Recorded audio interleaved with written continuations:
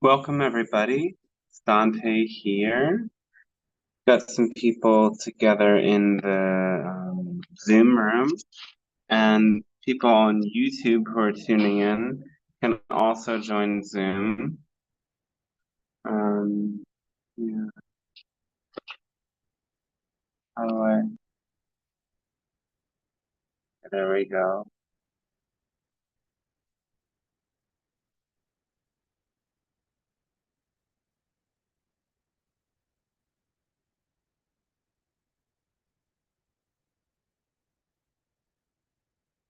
Okay, so in the YouTube chat box, there's the link to join the Zoom,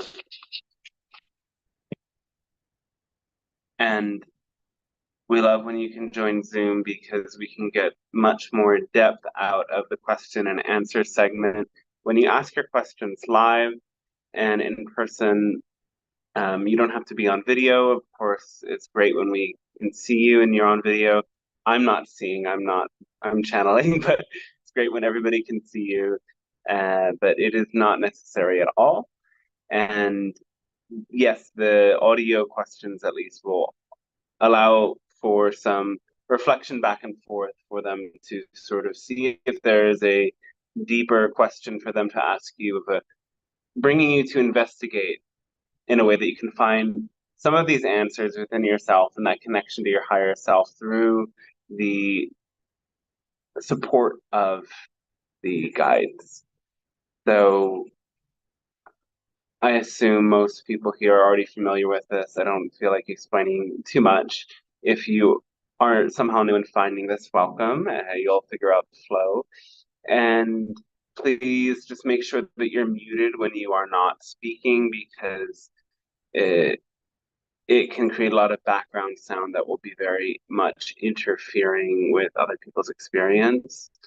And if anybody wants to support by reading live questions, that's really appreciated. And these are free weekly offerings. And ooh, if you like to support this and everything that goes into making this possible with the Zoom and my time and energy and blah, blah, blah, you can go and share a donation. And of course, the best way to give back is by supporting yourself too with channeling sessions and the Channeling Intuitive Healing course, which you can see there.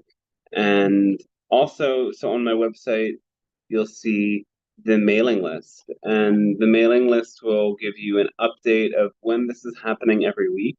It's pretty consistently on Wednesday at this time, but now we're doing one that is in the later evening hours.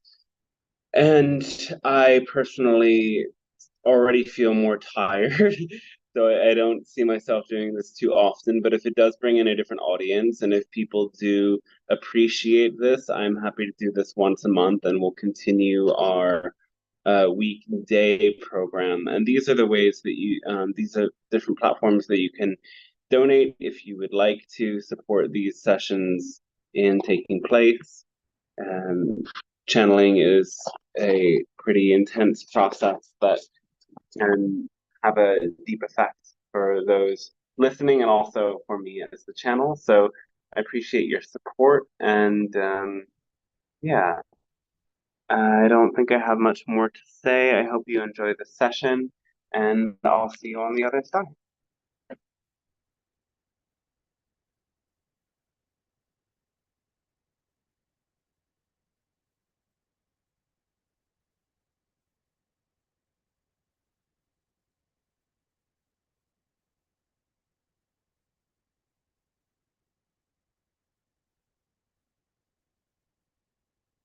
Hello, and we say good day to you at this moment of your time.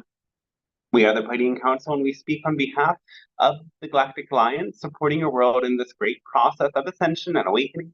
It is a gift, a pleasure, and an honor to be able to reach out to all of you, as it allows for both your world to raise into higher frequencies and for us to learn and grow through the reflections that you offer to us.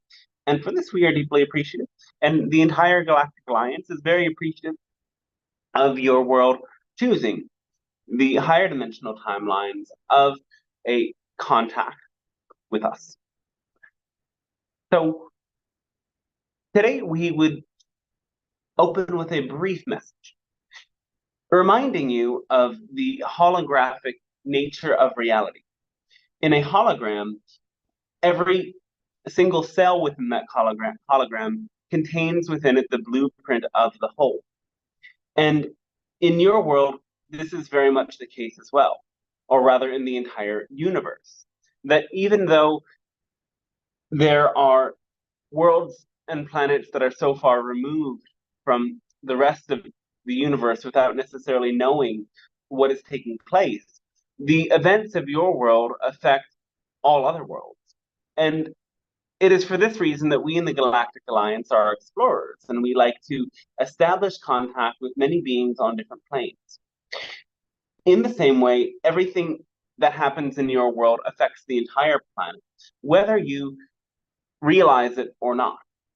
And the most fundamental way that any of you contribute to healing, growth, and support for your planet's process is by following that formula of enacting your passion to the best of your ability without insisting on any particular outcome, knowing that this itself is a holistic act, because the excitement in your heart will always bring you to connect more with the universe and the world around you and the other beings in it, and support them with that loving frequency of source. This is implied by the idea of following your highest excitement. We want to express again that excitement is always a connected energy. And it might be a personal feeling of love that you experience initially. Though this frequency is really the frequency of the one source, and the source is contained within the all that is. In order to reach the source, the incarnate beings must first come to realize that all is that source and all is interconnected, and there could be no separation from the source. And when you connect more with other beings and other aspects of this larger reality of which you are a part, you strengthen your own connection to source as well. We say this because some have heard this concept to follow your highest excitement, and they have considered that people with ill intentions might use this as a sort of justification that they were excited to do it, so it doesn't matter who is harmed in the process. And we want to, again, reiterate that it is not what we mean by exciting.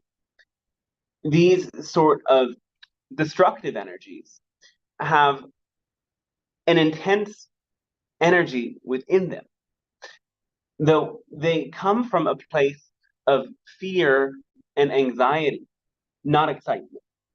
And it is fear that brings individuals and groups of individuals to seek to gain power over others.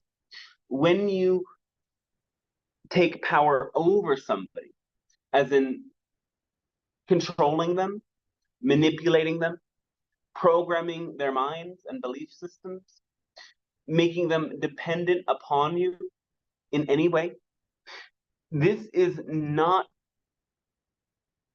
excitement in the definition that we mean it.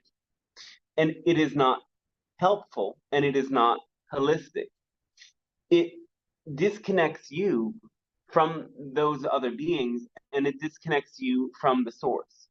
Source does not take any power over you. Source is the only power within you. And when you open your heart to that source in yourself and in all beings, you will find that there is a much greater sense of power than you could ever gain by having power over another being.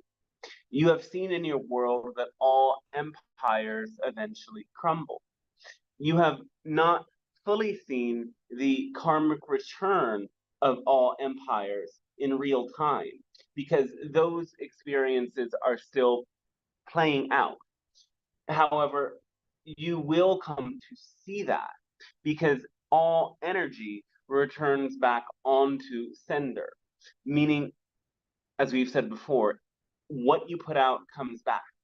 And the intent and the effect of all actions carried out will return to those who did the actions. And you will be still seeing the karmic return of events of your past play out in your future on the global scale and on a personal scale.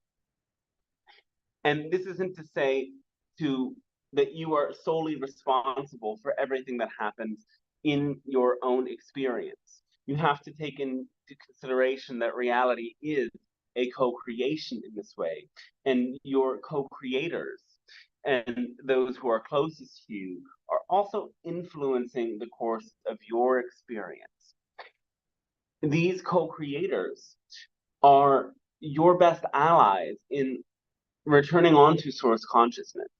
Whether these co-creators are acting in truly holistic and harmonious ways, or whether they act with those power over intentions, this is an invitation for you to see through that mirror reflection.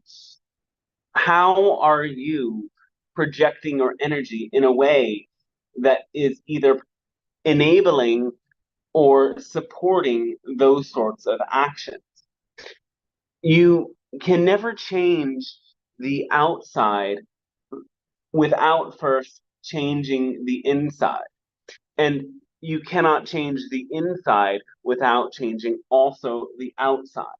Many of you attempt to fix situations on one level alone, thinking that all you have to do is your inner work or your meditation practice long enough, and suddenly everything will snap into place. Whereas others of you focus exclusively on the material works and efforts, and you don't bring energy inwards to your own frequency and feeling state.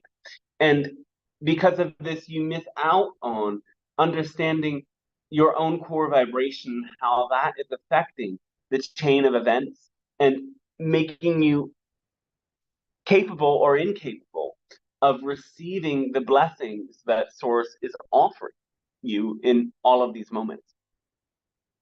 So open yourselves to this understanding that all is the one source expressing itself in a myriad ways.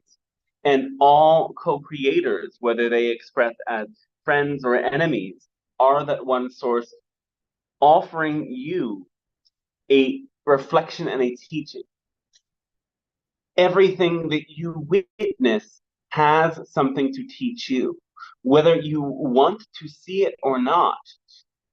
The observed phenomena is acting as a mirror for you to see inside of your soul. Your core emotional reaction tells you about the definitions that you are applying to yourself and to reality. When you are able to see these definitions and belief systems and invite yourself to take a different perspective and define things in a different way, you allow yourself to experience a different sort of reality. And by doing so, you can guide others in choosing the same thing. It is this act of a deliberate personal choice in how you carry out your lives and how you choose to perceive reality that will lead to so many being inspired to be a part of these bigger changes. None of these changes can happen for the better if they don't come from your core heart of hearts, if they don't come from that true experience and desire for the expansion of the unconditional love that happens through your own excitement and passion. We thank you very much for allowing us to share this with you today, and we ask in which ways can we be of service to you and support you with your questions, comments, and musings, beginning whenever you would like. Hello. Hello, welcome. Thank you for this transmission. Oh, thanks to you, yes. I had a question. I had a comment on reflection. I had an interaction with a friend, and she was quite mad, and my reflection to her was love, and I still want to continue our friendship, and that was the end of it. Throughout the week, like the thought of trying to make amends, like with our friendship came up as if I like should call more or text more or do more kept coming up in my head. But I already said that I want, if you want to make amends, we can talk on the phone. And that was it. So I stood my ground and I went to meditation. I meditated on the fact that in divine timing will resolve this issue. I felt better after meditation, but also in the back of my head is always, could have I done more or said more or call more? What are your thoughts on that? Is more conversation and connection invited? Or can you see ways that it would be helpful? Have you said or done something that brought about this anger in the other person? Or are they projecting something that is unrelated to I felt it was a projection. It was a buildup of years of an issue that she already had, and it just blew up. And have you said that you are sorry without necessarily being sorry for what you've done, but sorry that she's having this experience? Yes, I said that in the text. I said, I'm sorry you feel that way. I still value our friendship and would love to continue. And if you want to have a conversation on the phone, because I feel like texting is a disservice, um, we can talk. And she never responded back. So it was just left at that. It's just interesting how the mind works, like the thought of trying to make amends or doing more, sending more texts keeps coming up in my head. That's why I just went into meditation and meditated on it. About it, then perhaps there's reason to do it. It doesn't need to be complicated. You can simply say, I'm thinking of you and hope you're well. Let me know if you want to talk, or something of that nature. And you can also send the energy of love to her, knowing that simply by attuning your frequency to your preferred state of being and the frequency of unconditional love and having her in the back of your mind, there is a transfer of energy that takes place. And she might not consciously be aware of this transfer of energy, but it will have a subtle effect that might influence the flow of your interactions. Hmm. Okay, thank you. Yes. On a separate note, I started doing hydroponics gardening. I was wondering if the nutritional value of the hydroponic is the same as growing it in the ground.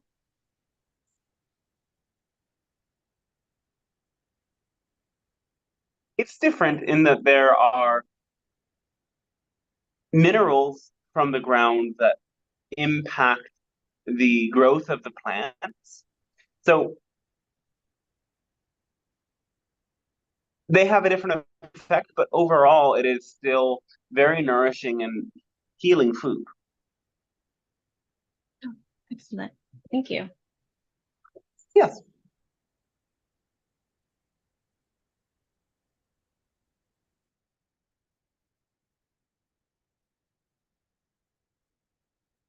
Anything more? No, that's it. Thank you. Oh, well, thanks to you as well.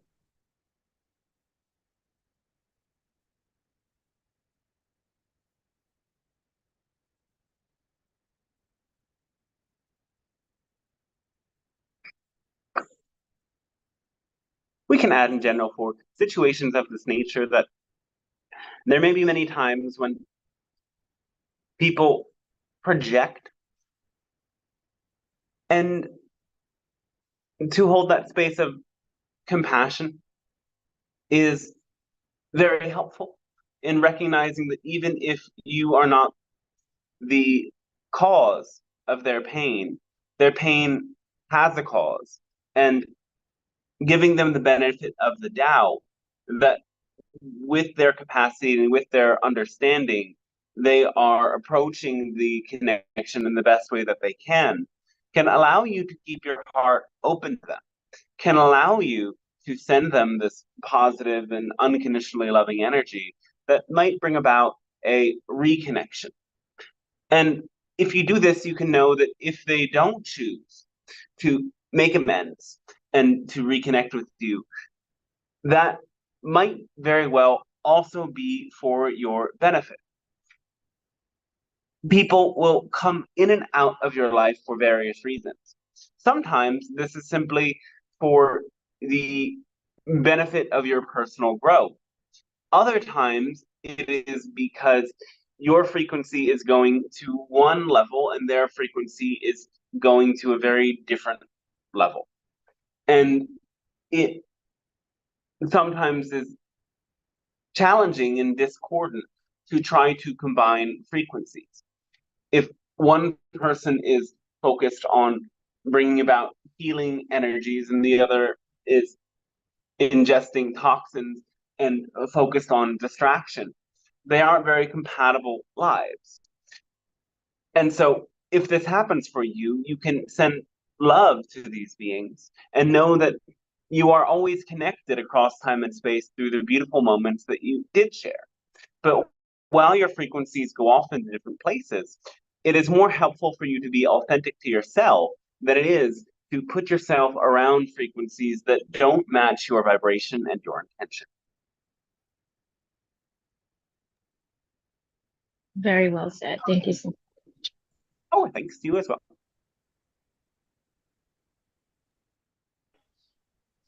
Hi, Kamsa. That was so beautiful said, and it taps into my question. I would Yeah. love to know how, if you were in our shoes, how would you choose to think and feel about people that brings forward very negative emotions in us, whether it's, for example, certain world leaders or people we personally know?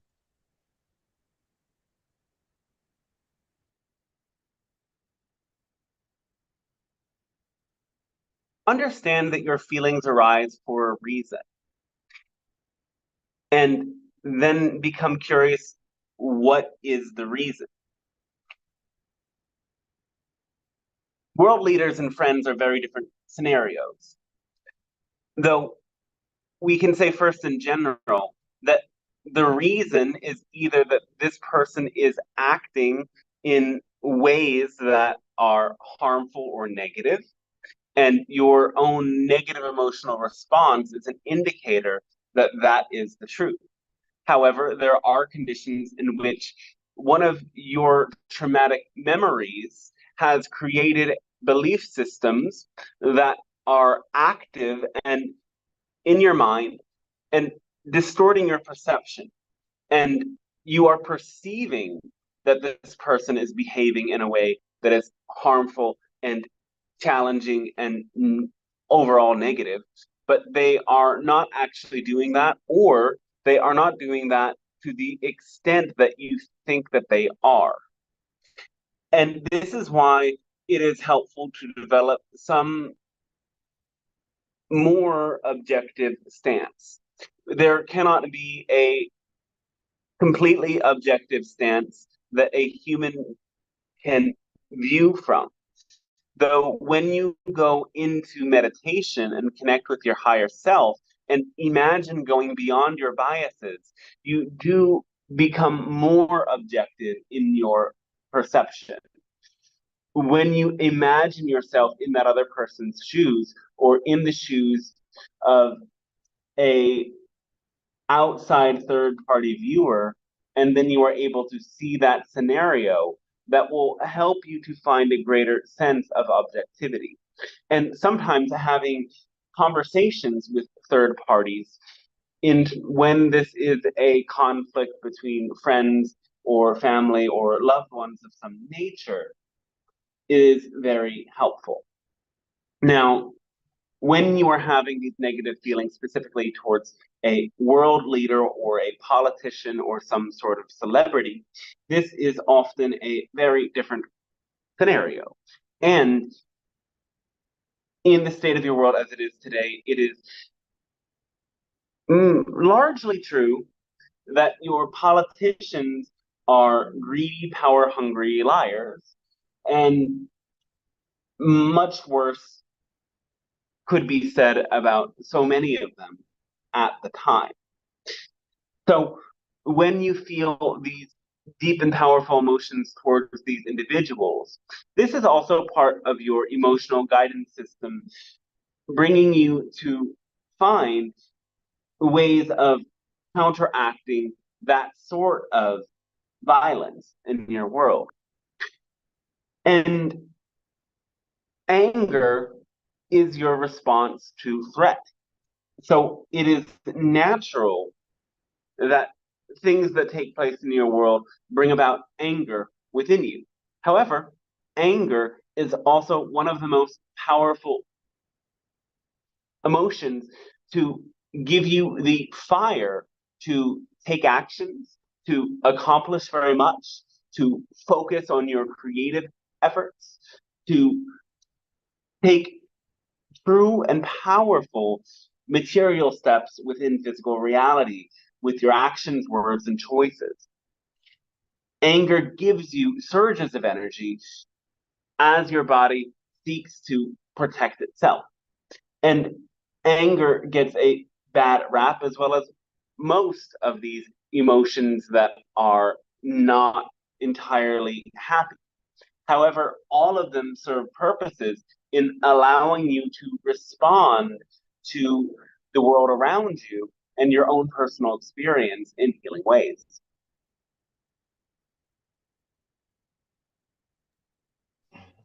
Okay, thank you so much.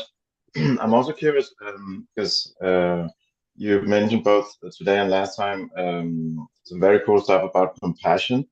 And I was thinking, could you sort of describe what would be a before and after of somebody sort of taking ownership over having more compassion in their life?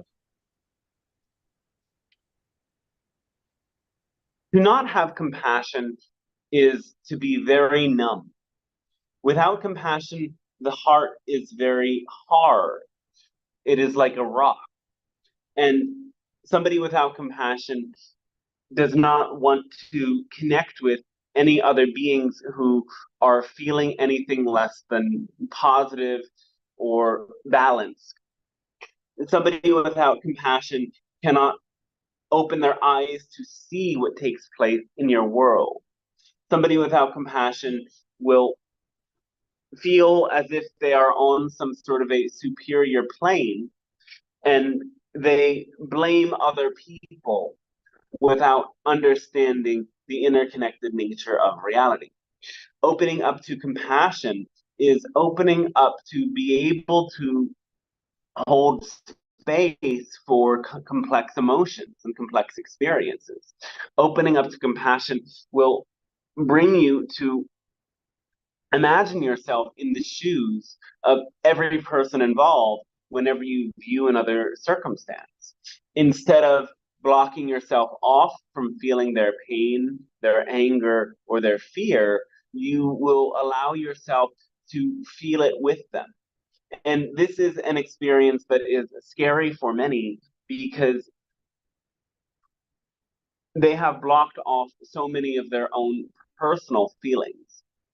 And so somebody who has deeply suppressed anger, rage, sadness, or fear cannot have compassion because when they meet another being who is expressing these energies or feeling these energies, it starts to stir up the negative emotions that they themselves have buried beneath the surface.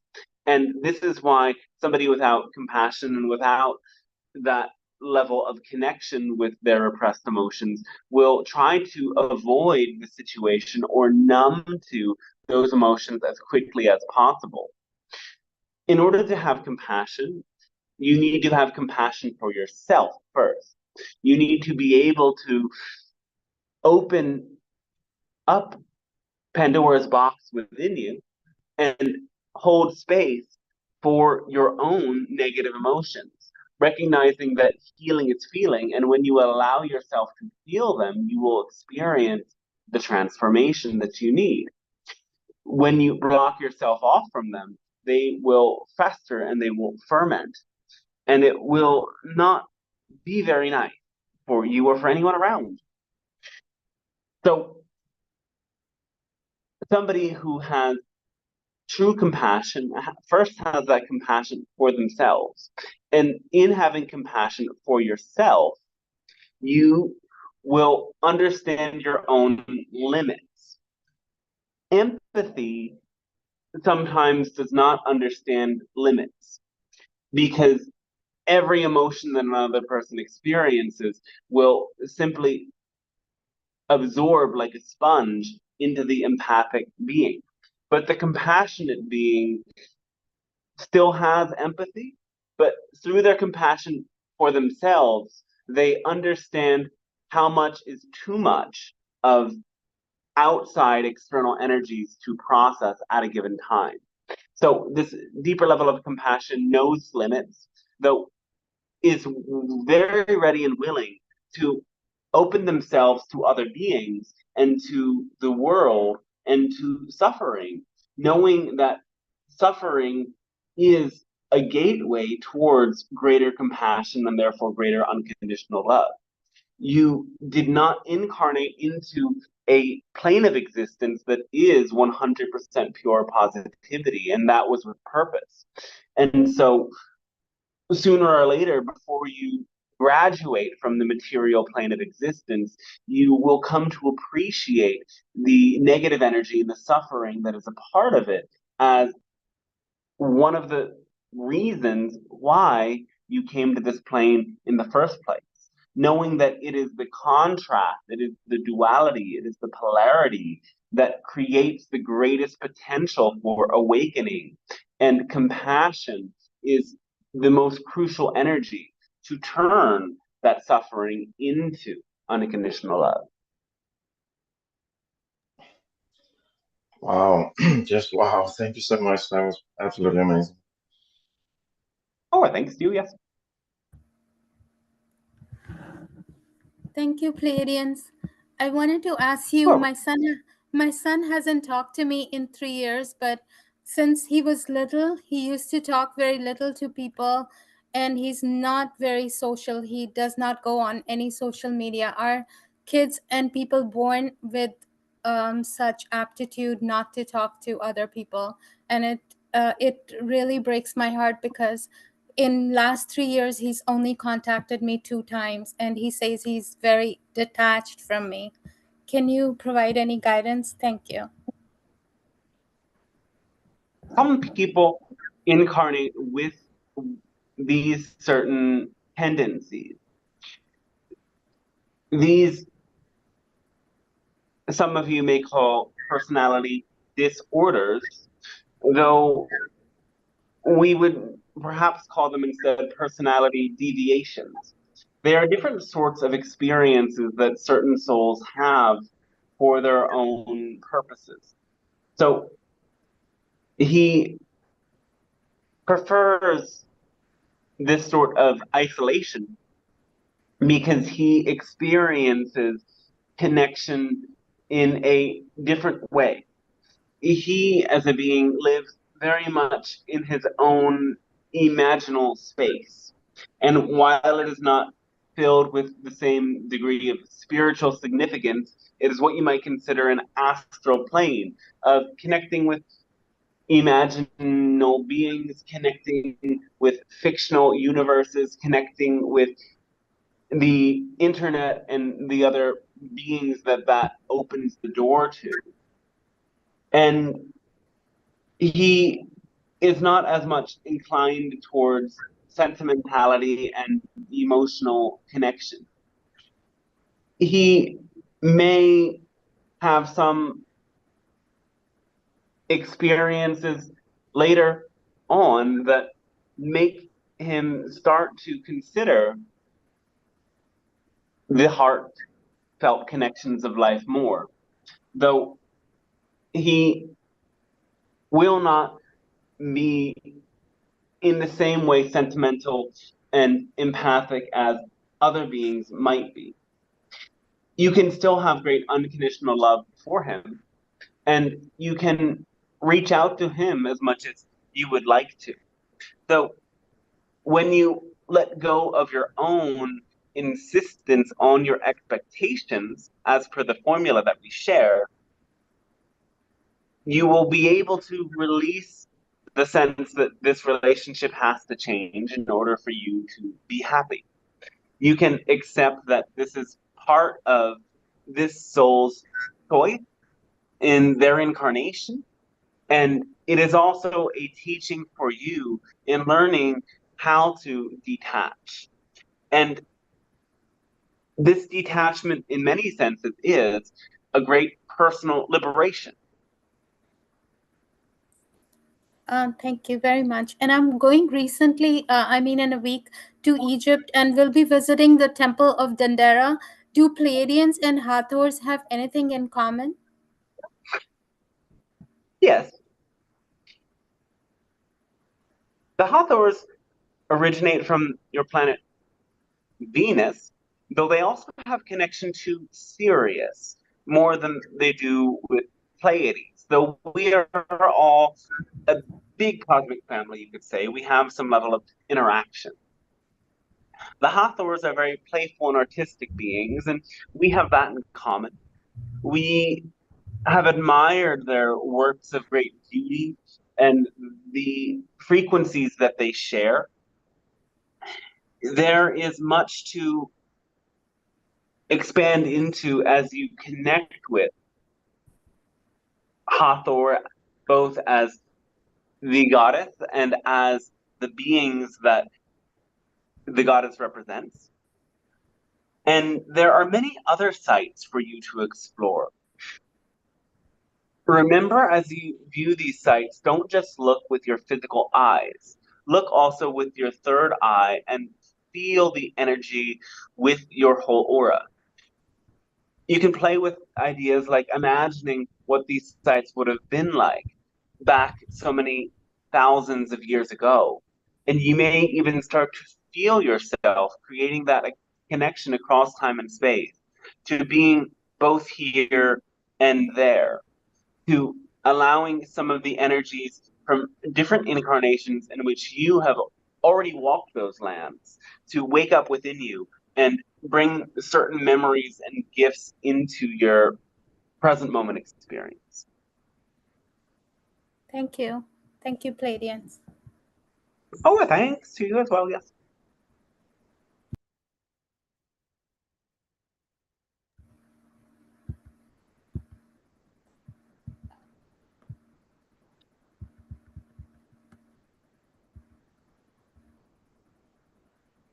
Hello, Pleiadian.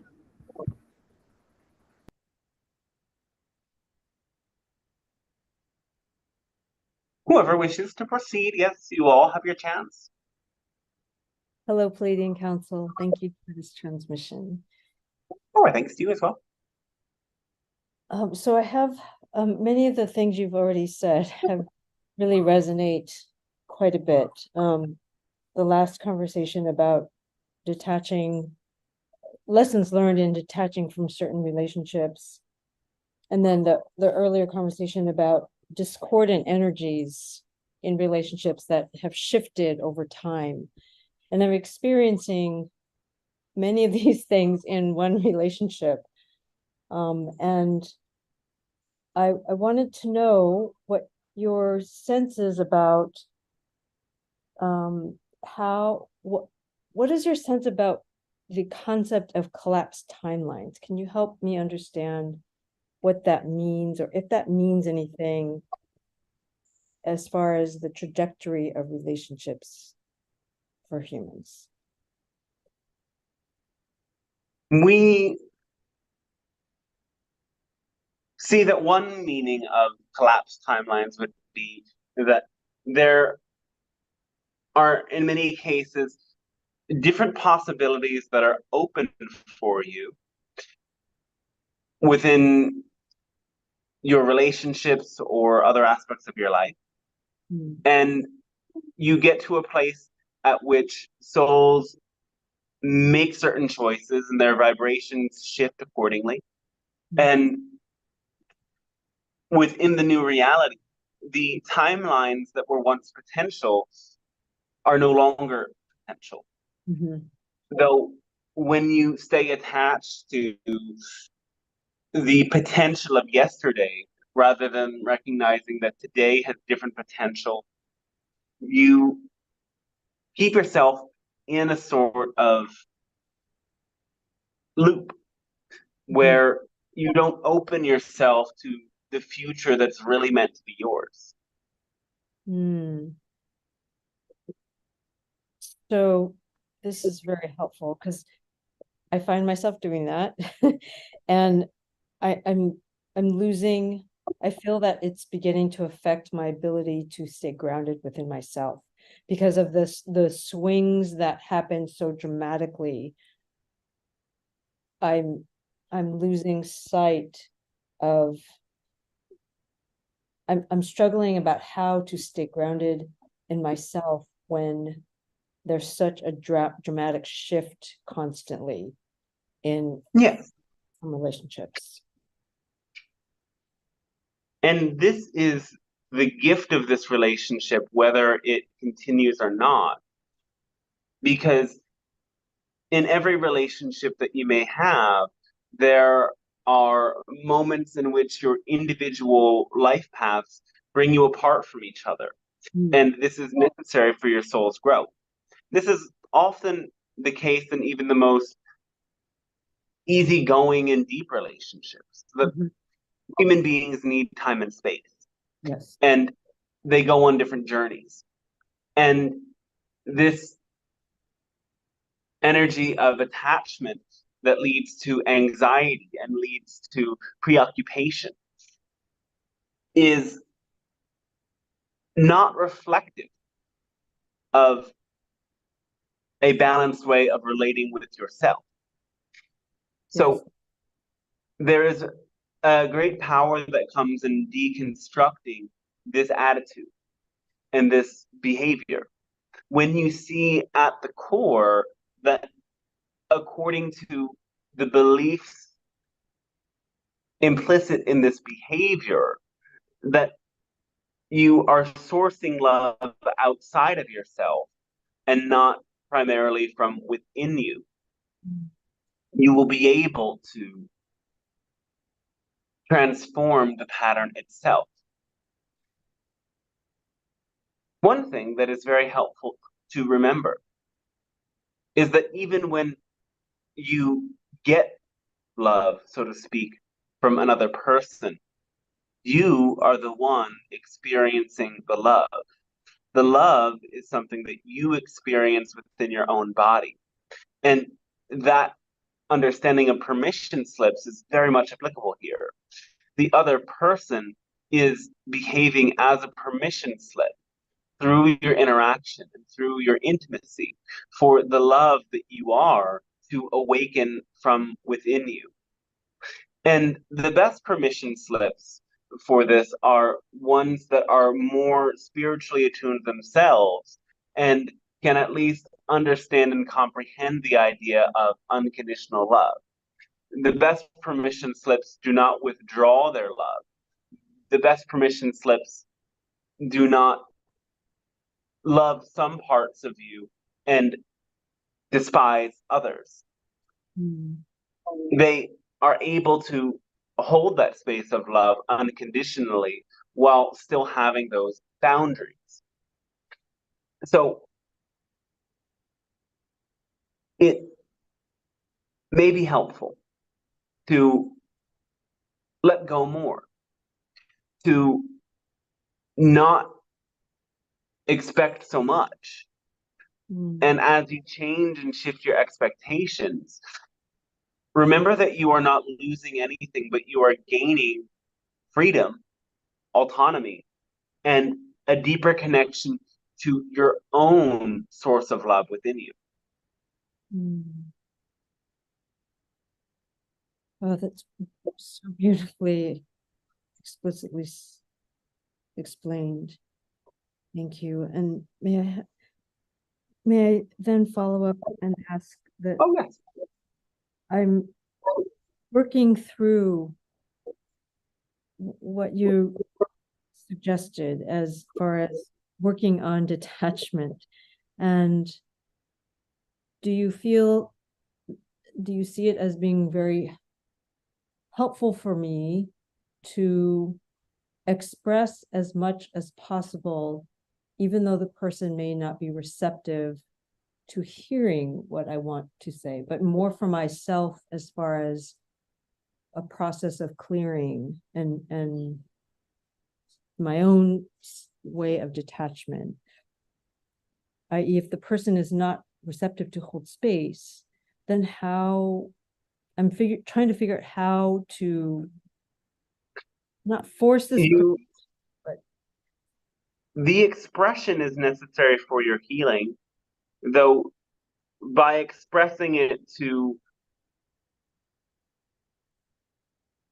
people who cannot hold your expression in their heart, you, in a sense, put yourself in a loop, because their response to your expression ends up causing you more pain that gives you more things to express. And this continues and ripples on and on.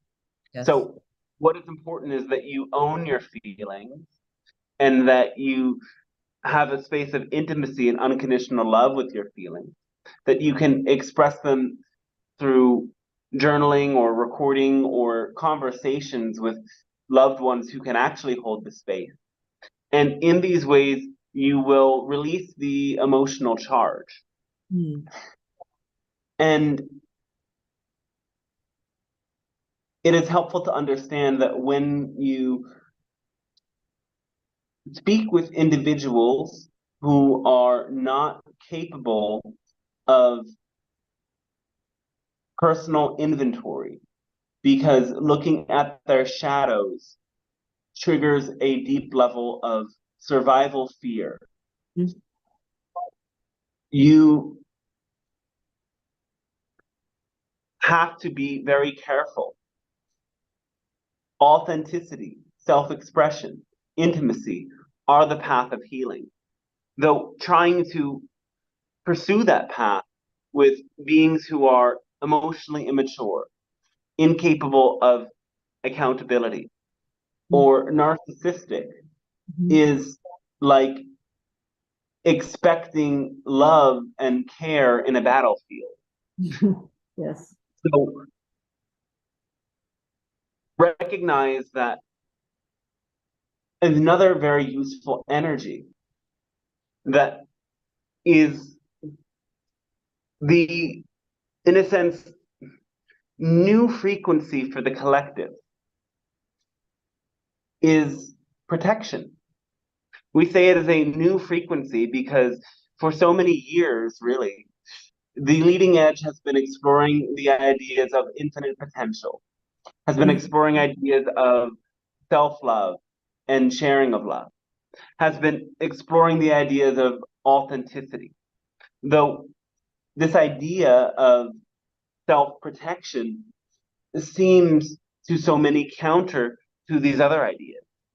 However, if you leave yourself vulnerable in the negative sense, you don't have a clear and strong vessel to hold and overflow the unconditional love of Source. So start to approach conversations with beings that are triggering for you with that attitude as well. It is important for your own sake to express yourself and to feel what you're feeling. But not every single person has to hear those expressions. And in some cases, when you share them, you are making yourself vulnerable in the negative. Ah, yes. Thank you. Thank you. Thank you so much. This really resonates with me. It really hits all the questions that I'm really deeply contemplating right now. So thank you so, so much, Pleiadians. Deep thanks and appreciation to you as well. My deep gratitude. Deep gratitude. Thank you. Yes, our gratitude and unconditional love to you and all of you.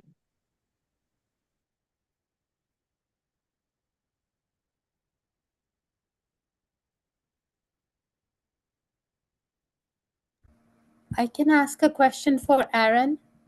Aaron Yes, please. asks, I'm studying to enter Korea Electric Power Corporation, but the amount of electrical majors is too much required. In the past, entrance exams for Korean public institutions were so easy for me, but now they have become much more difficult. Why was I moved to the parallel reality? Thank you. This is a challenge for you to expand your own sense of your capabilities. Don't allow an attitude of defeat to stop you before you start. Consider that with these new challenges and the new difficulty level that you might have to focus a bit more. You might have to reprogram your mind and develop a different schedule of study and practice so that you are more capable of taking these exams. Though, in order to succeed, you have to believe in success as a possibility, first of all. And the other key ingredient is that you are not attached to the specific outcome. You are open to the idea of at first failing and trying again. You are opening to the idea of being redirected to a different life path. So when you cultivate an attitude that is both relaxed in the sense that it is not attached, yet committed in the sense that your heart's passion drives you, and you open yourself to believe in your potential, you can achieve this, we assure you.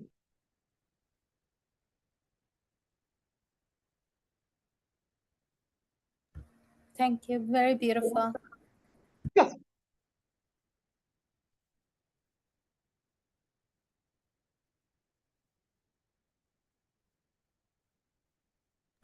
Since I'll ask another question. There was a full moon in the Pleiades a few days ago.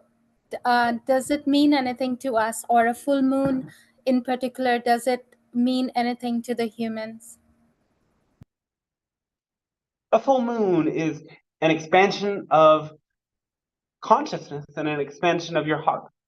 The full moon brings the greatest amount of light into the night sky. So it is shining the light into the darkness. The darkness often represents your own subconscious mind. And when the light shines there, you are able to see more clearly through the shadows. This is a time that is great for celebrations and great for releasing and great for opening to peer across the veils, as you can see more clearly and your heart can open more fully and completely. When the moon is present within the constellation of the Pleiades, it does bring some of our energy. It shines more of this energy of love and curiosity into your realm. For we are, of course, here as well for our own curiosity, as is indicated per the sign of Gemini.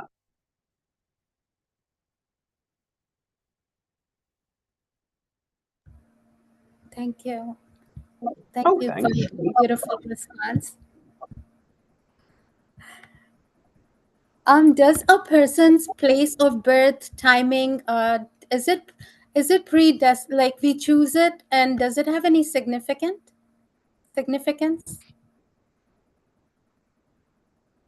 The soul chooses all of the incarnational circumstances before coming into this reality. And indeed, because you live in a multidimensional universe where there are many different timelines, there are other versions of souls that have incarnated in different ways at different times that are still connected at a soul level. No, you have chosen this particular timeline for your own specific reasons. The circumstances of birth play a big role, not just the position of stars and so on and so forth. Whether you were born, for example, as a cesarean or whether you were born naturally, whether your mother was given high amounts of painkillers or if it was done in a holistic way in a birthing pool plays a significant role. And whether there was a chaotic or a tranquil energy around you plays a significant role as well. This moment that the soul steps into the body in this deeper way encodes the soul with a certain energy that will carry with them for their lives. And yes, the position of the stars has that deep impression on the soul as well. There are, of course, many different systems of astrology, however. They all give you different angles. And we cannot say that each soul or any of these systems is better than the other, though it also plays a role which of these systems the individual is drawn to in the course of their life. They will be drawn to the information that is relevant to them at the time it is relevant for them. So, if on your path you are introduced to Indian astrology at a very young age, then that is the information that is relevant for you to understand. And if it comes at another point in your life, that is when you need to hear it for your soul to grow. The universe makes very particular timing arrangements so that you may grow and evolve in the ways that you are specifically meant to. And it does not make mistakes. It brings about challenges, yet all of these challenges are opportunities for your soul to grow and learn. Appreciate it. Thank you so much, Pleiadians. Our thanks to you as well.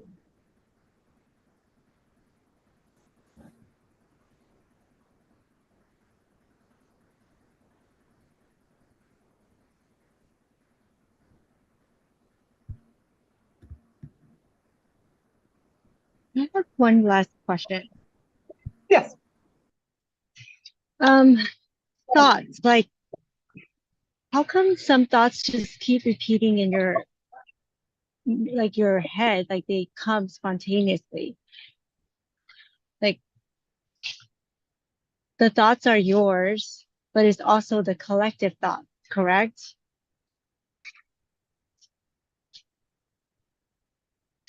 Collective energies can work through your mind. This is true. This often happens when individuals will have dreams or premonitions about events long before they come to be. Those of you who are more sensitive can tap into this very much. The thoughts that run through your mind on a regular basis also have to do with where your energy and your beliefs are focused. So remember the understanding of belief systems. Thoughts are, in a sense, the leaves on the tree of your beliefs. If there are branches and leaves getting in your way and not where you want them to be, if you cut them off, the branches will eventually grow back. And this is why thoughts are that invitation to sink deeper. And when you find the tree and pull it out by the roots, then the unwanted thoughts will stop coming. So, this is, of course, true about many experiences when you are experiencing unwanted thoughts. Though there are, of course, moments in your life in which thinking about something a lot is just an indication that that subject is relevant for you and that there is something to explore there.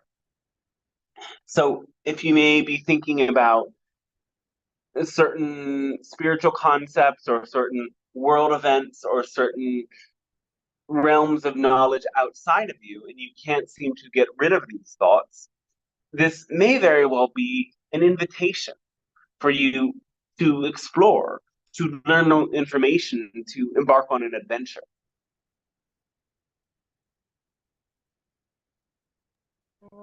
Very interesting. I'll think about that. Thank you so much. Oh, thanks to you as well. And one last thing about thoughts is if you find thoughts troubling, you need to bring awareness to the sensation and feeling in your body that accompanies the thought. This is how you discover the belief.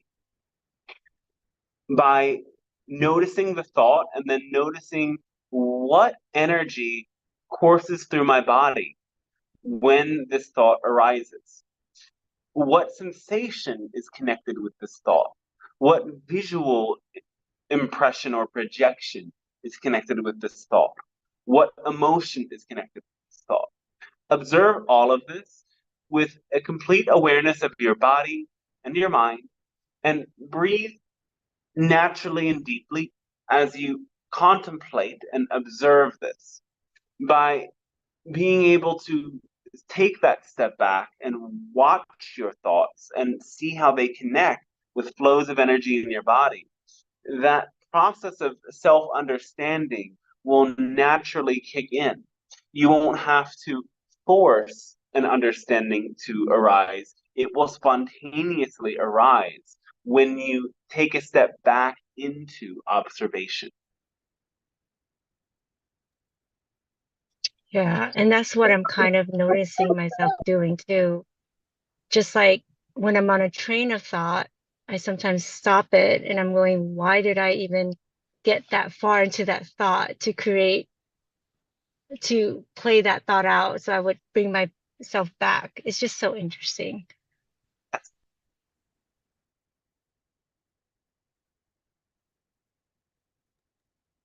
Thank you so There are much. games you can play with your thoughts as well. You can ask questions like, what belief does this thought stem from? What might be the opposite of this thought? Or is this thought even true? There's many different philosophical games that you can play with yourself to shift perspectives. And so much of changing our mind is being able to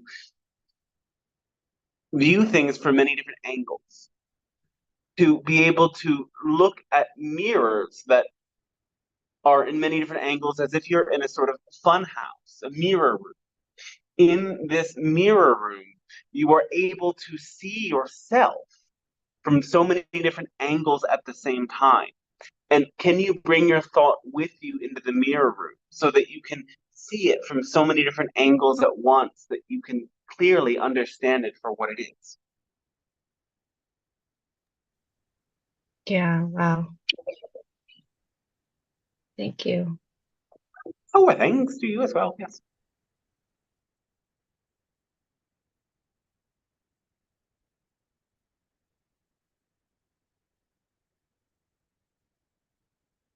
I can ask a question from a chat.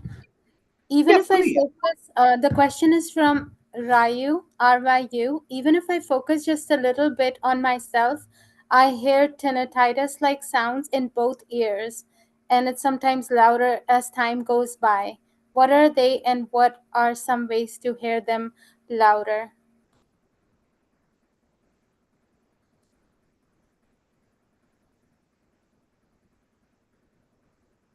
The tinnitus experience is different for every person who experiences it.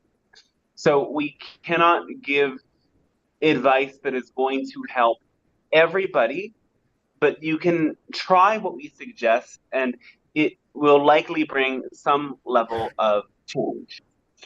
When you can bring your focus into the sound and become curious about it and observe it, you might find that the sound changes. when you can observe the sound and imagine, what if the sound had a color?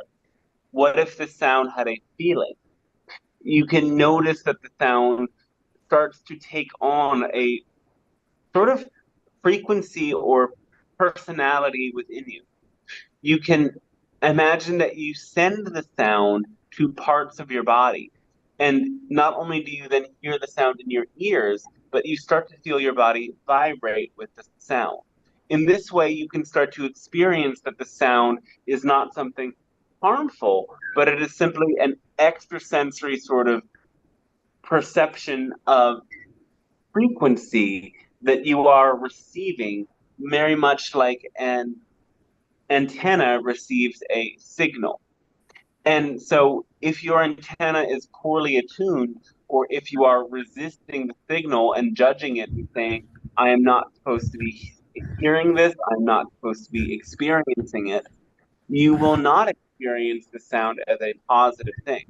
So if you again play with perception and view it from many angles and become curious about it and see how your own awareness might be able to, first of all, create a state of non-resistance to the sound in which you aren't trying to get rid of it and you aren't bemoaning your own experience of it, and instead you're curious and have a playful attitude towards it, then you might be able to use the sound as a tool and not a burden. Thank you, Pleiadians. What if the sound is not the tinnitus sound, but like a cricket sound in your ear?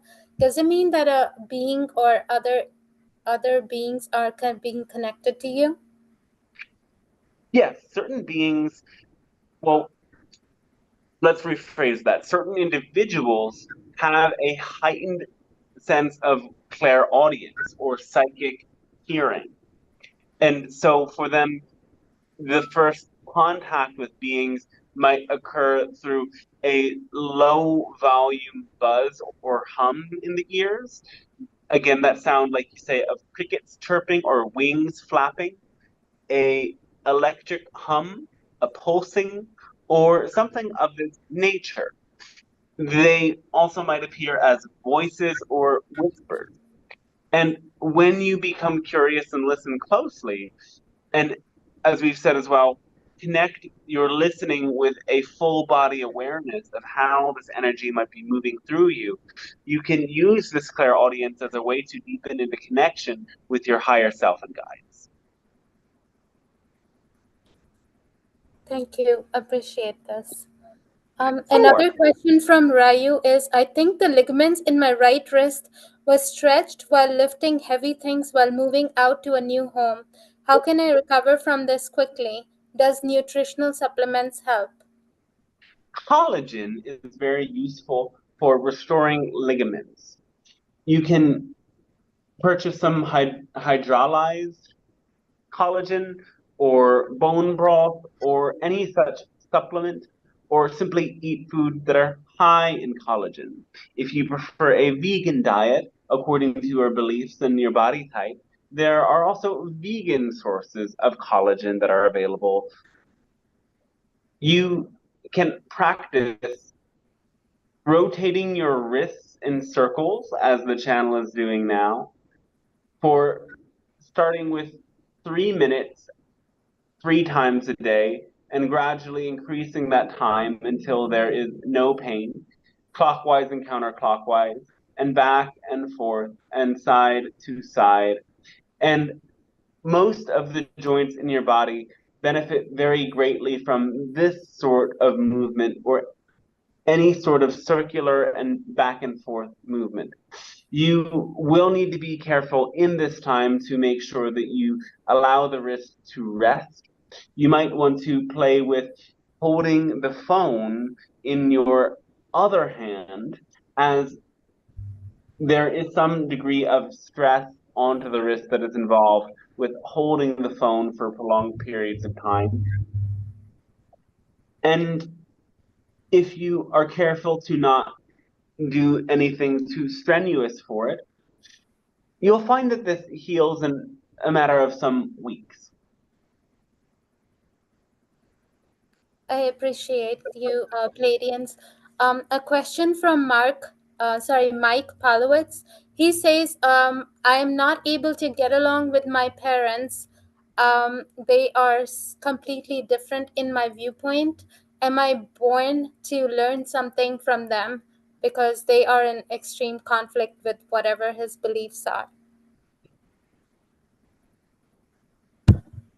When souls incarnate into these circumstances in which they have parents who don't accept them or their views, it is an opportunity to learn the unconditional part of love.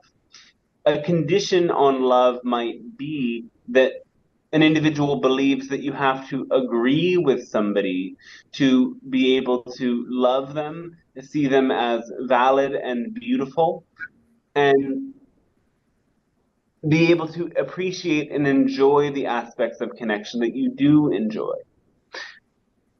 There are many experiences in life in which accepting futility is the most healing and helpful thing you can do.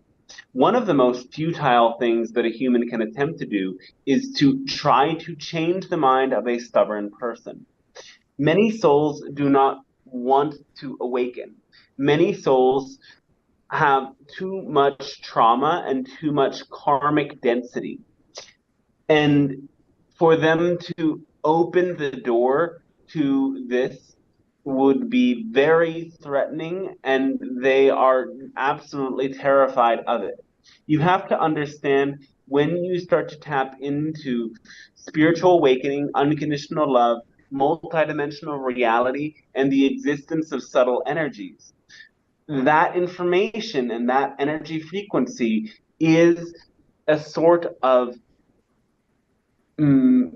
ignition. It starts to thin the veils and open the eyes of those who get in touch with this energy. And one of the first things that the eyes become open to is the shadow.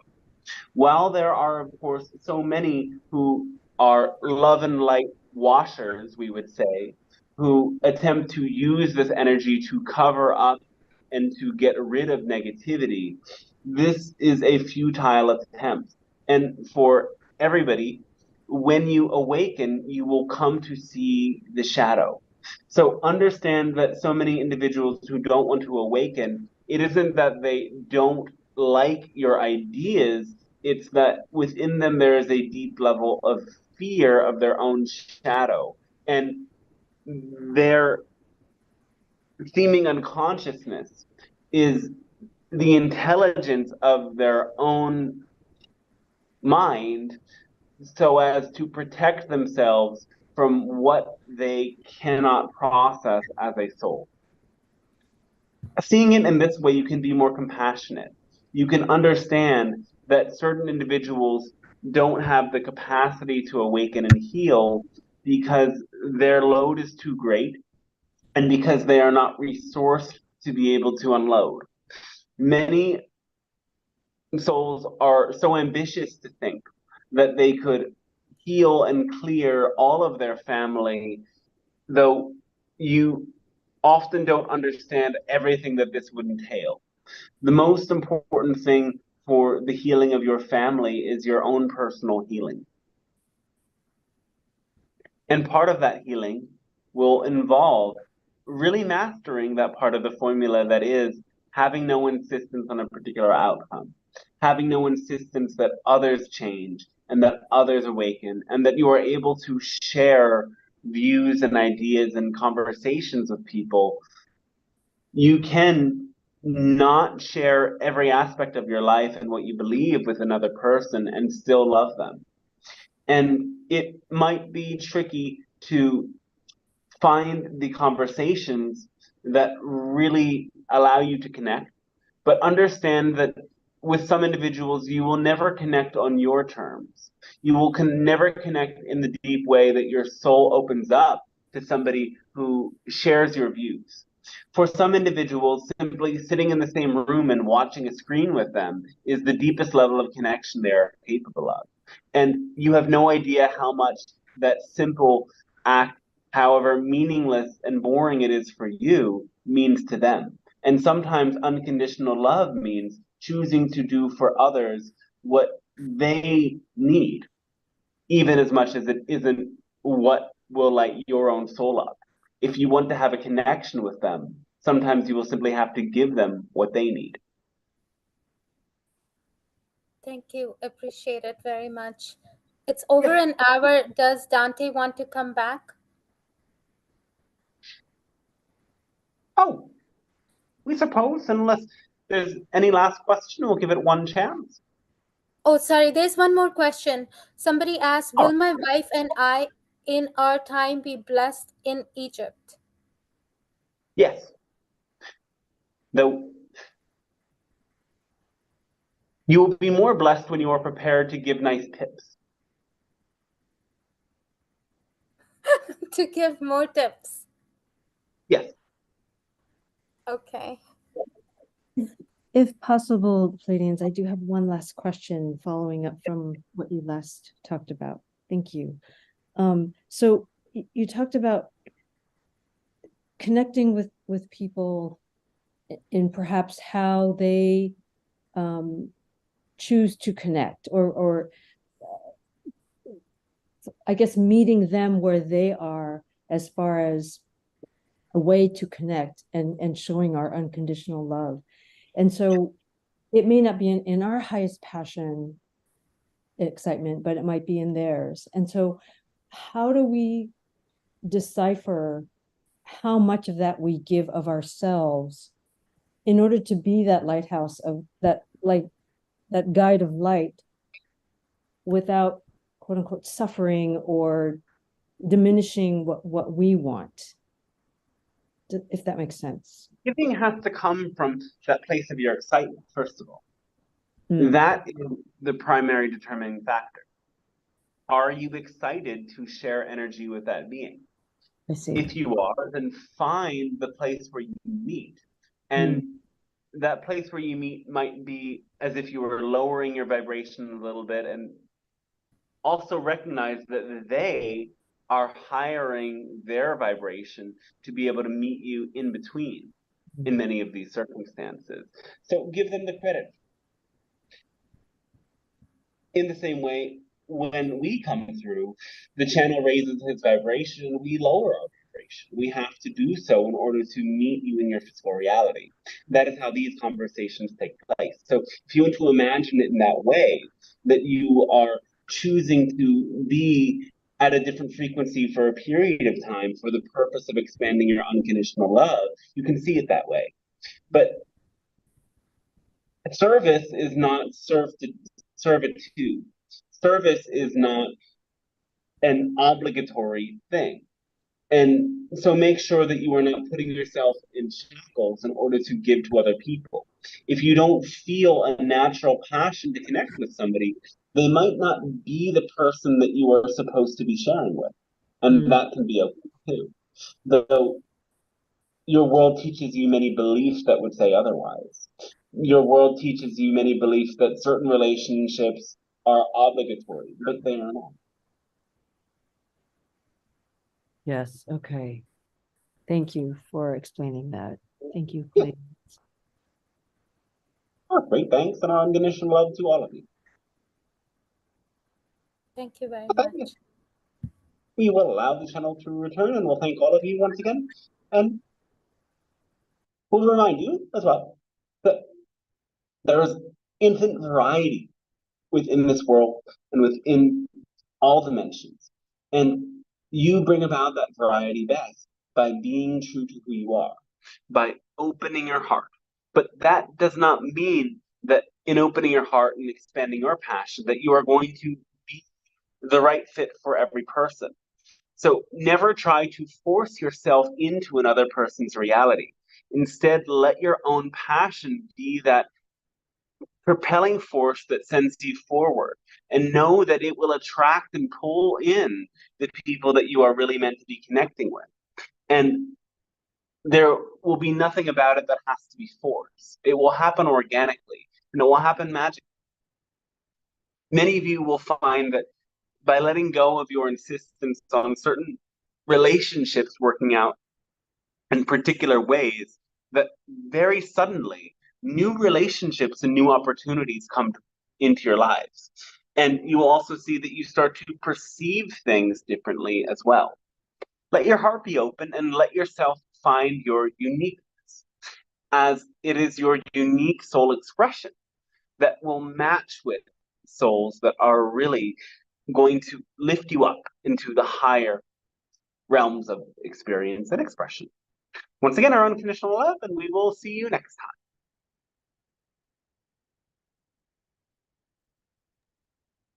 Thank you. Thank Thank you. you, Dante. That was a beautiful session. It was my very first session with you, and I absolutely loved it. Really Aw. incredible. Thank you. You Dante. have the Well- best energy ever. Thank you, Dante, so much. It was absolutely awesome. That's great to hear. Quasi, so nice to meet you. Where did you find the channel? I just wanted to look for Pleiadian channeling, and then I just resonated with your energy. And I saw something when you were in India, and I'm Indian, so I resonated with all your work. Thank you. Oh, that's awesome.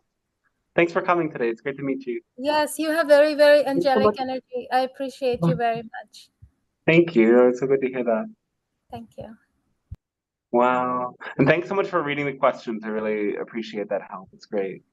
I can do that every time. If you can tell me the time that you go live, I can do it every time. Sure, absolutely. The email list sends out every time I'm going live. If you haven't signed up for that, I'll show that on the screen because I always do that at the end as well. Like,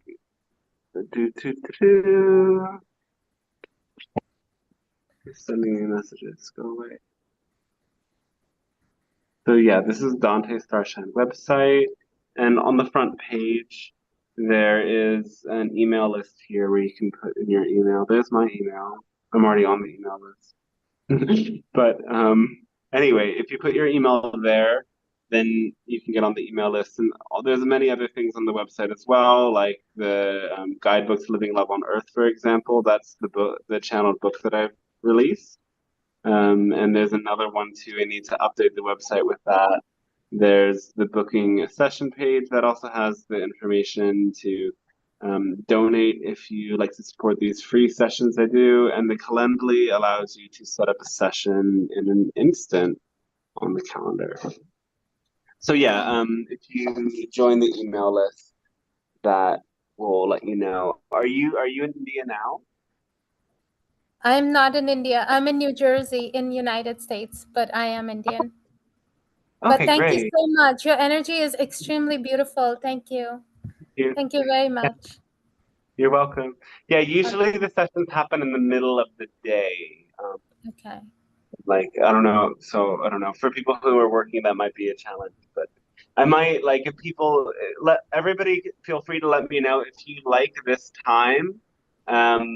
I can maybe switch it up that every other week, like one day of the week it is, or once it's in the day. It's usually around 1 p.m. Eastern time. This is 9 p.m. Eastern time, so we can switch back and forth between those two times. Because there's also a lot of people who are based in Europe, so they can't join when we do it at this hour. Great. I mean, whenever you have the most people join in would be the best time. But Yeah, absolutely. whenever I'll be available, I'll be able to help you. Thank you so much. Thank you. Thank you. Bye. I just want to say also, Bye. Fuzzy. Oh, Yes. I just want to say too that just appreciate you reading the comments, but I think it's also making sure that people in the room are able to ask their questions before like we plow through all the comments. So yeah. Sure. I was sending individual messages to Anna and Aaron and everybody who was on the chat. I was asking, do you want me to ask a question? Do you want to go next? So I was individually asking, but I can do a better job, because I was like, it's already past an hour. I don't know about Dante. Yeah, usually it goes on to 90 minutes is the stop point. So yeah. Okay, thank you, Dante. All right. Yeah. Cool. That's great. Great. Thank you. How do you feel, Dante? What experience do you have? When I Do you think channel, it's always different, I will say, but it's like an energizing experience. It can bring me into a more awake and alert space, a more calm space. Sometimes it's very tiring, but I don't always feel the tiring effect until afterwards, and I'm like, oh, whoa, what just happened?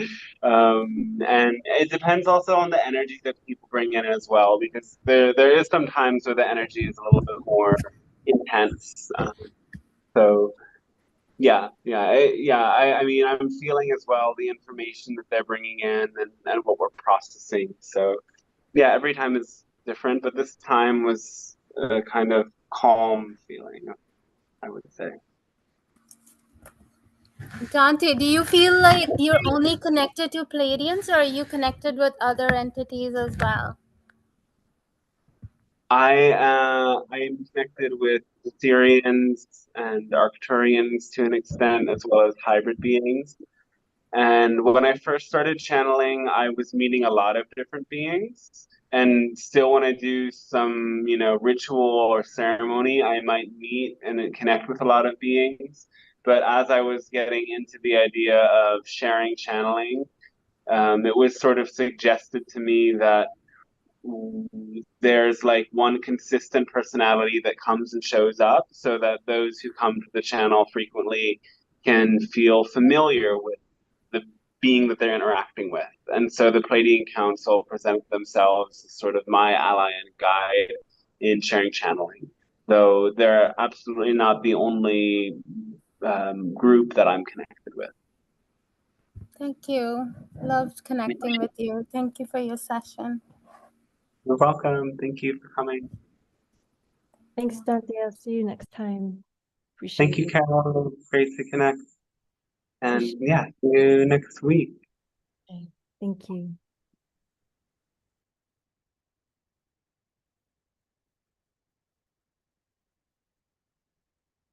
And thank you. There's a bunch of people here. Anna and Erin, thanks for being here as well.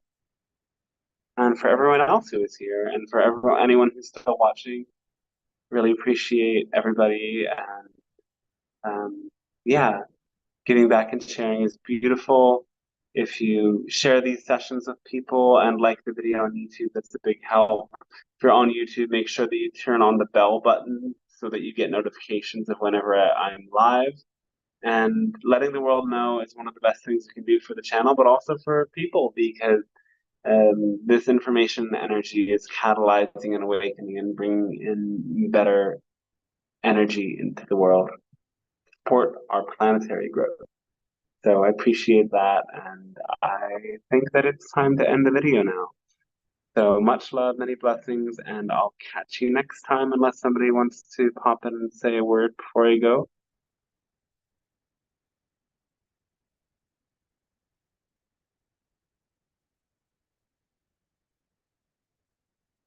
Okay.